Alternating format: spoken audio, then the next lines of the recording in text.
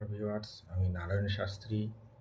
আজকে যে বিশেষভাবে আপনাদের সামনে মঙ্গলের রাশিগতভাবে পরিবর্তন সম্পর্কে আমি বিস্তারিত আলোচনা করব। তো মঙ্গল 7ই জুন থেকে 27শে জুলাই মঙ্গল প্রবেশ করছে সিংহ রাশিতে, নিচ অবস্থার থেকে বেরোচ্ছে। এই বেরোনোর ফলে 12টি রাশির কী প্রভাব হচ্ছে, এবং মঙ্গল সিংহ রাশিতে প্রবেশ করছে, মঙ্গল যুক্ত হচ্ছে কেতুর সাথে, এবং কেতুর সাথে মঙ্গল যুক্ত হলে এবং 12টি রাশির ওপরে কী প্রভাব পড়বে। যেমন মঙ্গল মেষ রাশির প্রভাব যেটা পড়বে, জাতক বা জাতিকা পুত্রহীনার ভয় থাকে, আঘাতের ভয় থাকে, এখান থেকে সচেতন সাবধানে থাকতে হবে। বৃষ রাশির ক্ষেত্রে লাম্পট্য বা দুষ্টু বন্ধু সমপন্না হওয়ার একটা বিশেষ ভয় থাকে, এখান থেকে আপনাদের সাবধানে থাকতে হবে। এবং মিথুন রাশির ক্ষেত্রে এই সময় ভাগ্যের একটা বিশাল পরিবর্তন, ধন সম্পদ অর্থের একটা জায়গা পরিপূর্ণ হওয়ার প্রবল সম্ভাবনা রয়েছে। কর্কট রাশির ক্ষেত্রে আগুনের ভয়, চর্চা কার্যের ভয় রয়েছে, এগুলোর থেকে আপনাদের সচেতন সাবধানে থাকতে হবে। সিংহ রাশির ক্ষেত্রে যেটা বলা হচ্ছে, পুত্রহীনতার ভয় থাকে। এবং কন্যা রাশির ক্ষেত্রে অপচয়কারী দাতা বা ব্যয়শীলার ভাবটা এই সময় বিশেষভাবে পরিলক্ষিত হয়।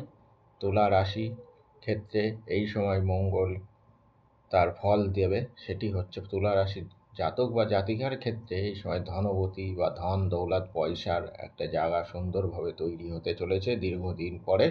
বৃশ্চিক রাশির ক্ষেত্রে এই সময় যেটা হবে, বিভিন্ন লোকের সাথে দ্বন্দ্বে জড়িয়ে যাওয়া, বদনাম, কুটিল স্বভাব এই কোনো পরিলক্ষিত হবে।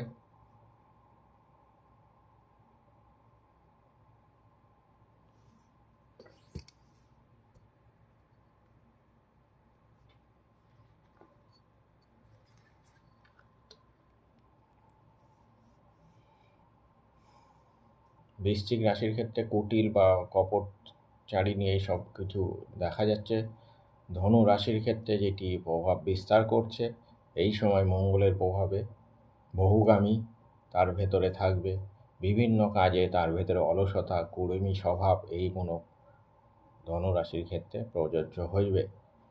মকর রাশির ক্ষেত্রে যেটি বিশেষভাবে পরিলক্ষিত হচ্ছে, জাতক বা জাতিকাদের ক্ষেত্রেই উভয়ের ক্ষেত্রেই স্বামী স্ত্রীর মধ্যে বিরোধ, স্বামী স্ত্রীর মধ্যে দ্বন্দ্ব, কোর্ট কাছারি মামলা মকদ্দমায় জড়িয়ে যেতে পারেন, এখান থেকে সাবধান হতে পারেন।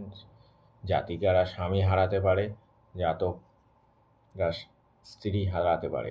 কুম্ভ রাশির ক্ষেত্রে এই সময় যেটি মঙ্গলের প্রভাবে বহুগামিতা থাকবে, তাদের ভেতরে একটা কুলোটা স্বভাব তৈরি হবে, তো সেখান থেকে সচেতন সাবধান পরিলক্ষিত হবে, তাদেরকে নিজের উপর সচেতন থাকতে হবে। মীন রাশির ক্ষেত্রে এই সময় মঙ্গলের প্রভাবে মীন রাশির জাতকরা বিশেষ করে যেটি দেখা যাচ্ছে, সেটি হচ্ছে পুত্র হওয়ার বা সন্তান যোগের জায়গাটি বিশেষভাবে পরিলক্ষিত হচ্ছে। নমস্কার ভিউয়ার্স, আপনাদের যদি ভালো লাগে তো আমার ভিডিওটি দেখে লাইক কমেন্ট শেয়ার করুন। নমস্কার, আজ এই পর্যন্ত।